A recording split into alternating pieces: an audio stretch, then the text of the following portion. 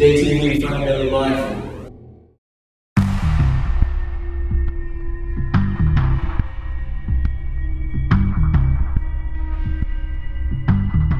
So we're here at Day TV and Fundamentally Mindful. We're here today with Dr. Andrew Saffer. How you doing today, big guy? Great, thanks for coming. Good, thanks for having us. So we're gonna get right into it. Being a Charleston native, we have a lot of things in common, which is Coach Kress. I work out at the Jewish Community Center, where I met your sister there.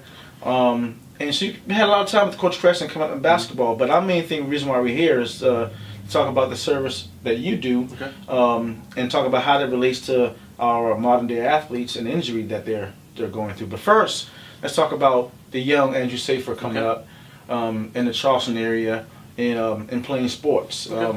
Just talk about that. Take us to memory lane. Well, I definitely grew up here in Charleston. My father was very athletic, got me into a lot of sports growing up, and kind of a shy kid growing up. And my dad wanted me to go to the College of Charleston basketball camp at the Jewish Community Center, and I was definitely reluctant at first, but I went and had a great time. I was first introduced to Coach Kress. He had that New York accent that we're not used to with all the southern people here in Charleston, and have the influx of all the people from all over the country. And he just had such a passion for the game. It was just kind of exuded out of himself, and really stressed the fundamentals and hard work, and just really made me very passionate about the game. Right. I think you may have mentioned something about me just being a hard worker, or some little small comment that my dad told me, and I think from that point really just got me so into basketball. Nice. So I pretty much went to every camp every year down to the College of Charleston.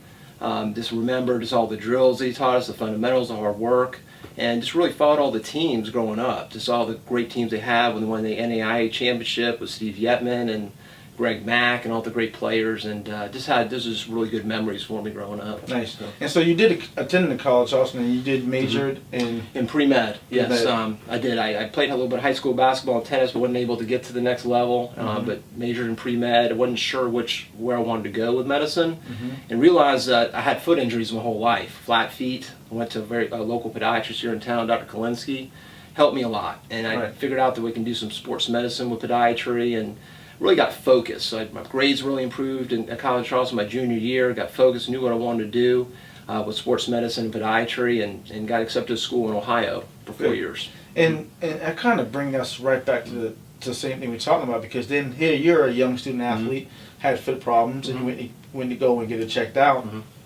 And we also spoke to Aaron Thornton today, who had the same problem that came in and seen you. Talk about that. Talk about how that came about, how you wanted to really focus on the foot injury and give some type of expertise back to something that you experienced. I always tell my patients I know what they go through. I have flat feet. When I was 10 years old, I had orthotics made, really helped me, but I had a lot of foot injuries growing up. It was very frustrating, but I can really sympathize with a lot of my patients, not only athletes, but diabetic patients, people that are just everyday athletes or runners. And so I think it gives me a really good perspective. I think giving back, I really enjoy treating patients like Aaron.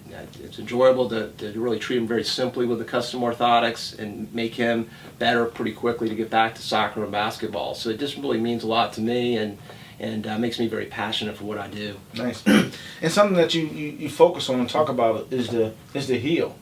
And it's a common injury in youth sports.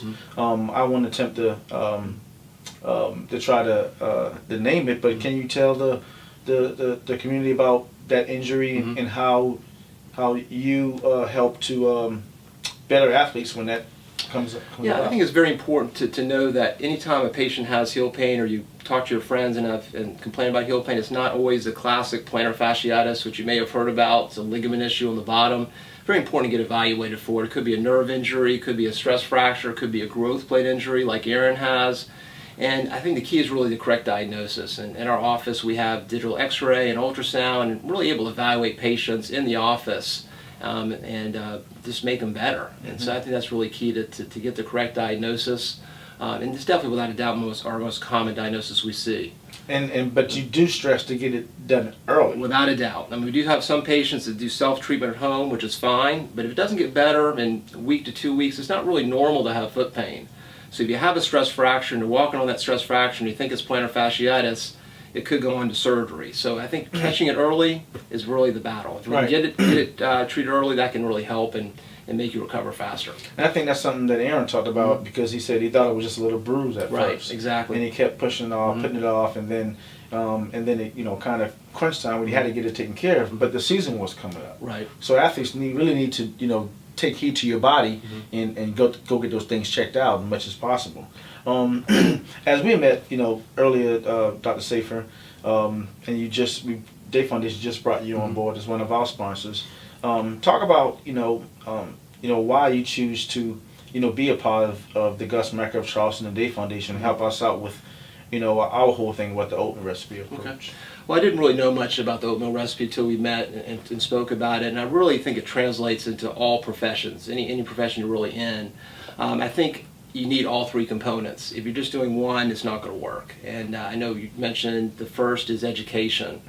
And I think for your viewers, and young people, it's really finding a passion that you love and finding a mentor, maybe spend a day with a lawyer, doctor, or a real estate agent, and just see what they do during the day. And I think once you find that passion, just try to get the highest education you can, get that degree.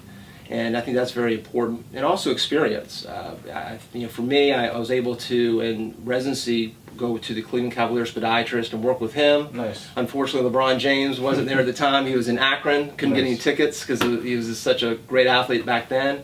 But I was able to spend time with him, see him interact with athletes, pro athletes, basketball at the stadium, as well as go to his office and see the patients that he saw. Not only athletes, but diabetics, pediatric children, and seeing how they help people. And that's what I really love, is just making people better. Right. So. And due to all the experience and training, and that what we call the education part of it, you develop the skill, right? So talk about the skill and then the important of nutrition that goes along with not only Dr. Saffer's everyday life, but your approach to carrying out a tremendous craft that you do. Well, without skill development, I think it goes hand in hand with education. I think trying to keep on improving yourself.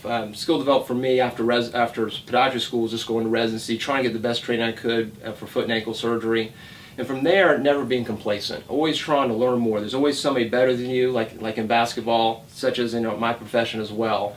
So I just try to get training as much as I can at seminars and just try to get better at facets of my career to help my patients.